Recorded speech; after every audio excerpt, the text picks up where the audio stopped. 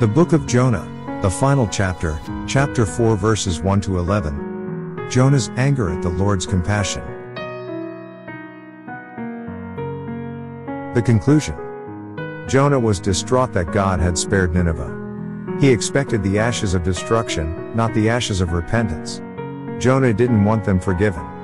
He didn't want God to relent of his intention to destroy them. Jonah was angry because God granted mercy instead of judgment to the Ninevites. Jonah was disobedient because of his own prejudice and hatred, and his life was a paradox. A prophet of God, yet a runaway from God. A man drowned, and yet alive. A preacher of repentance, yet one that repines at repentance.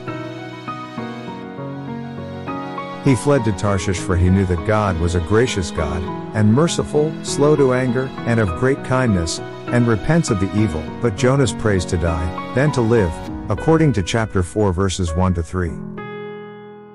God desires for us to see the whole world as he sees it, to see that the people who don't know the difference between their right and left hand are the victims of the enemy, not the enemy.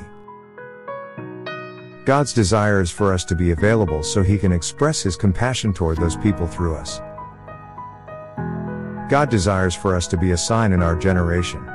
We're to be men and women who have the resurrected Jesus Christ living within us, and the resurrected Jesus Christ is the one who brings life out of death. When the people of Nineveh heard the voice of Jonah, they responded immediately, and although Nineveh's destruction was foreordained, their generation was spared.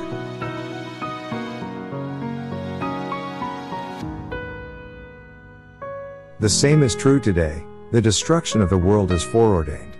If you hear the voice of the Lord, respond immediately and you'll be spared. It's our most important lesson from Jonah. Don't let it be wasted like the others.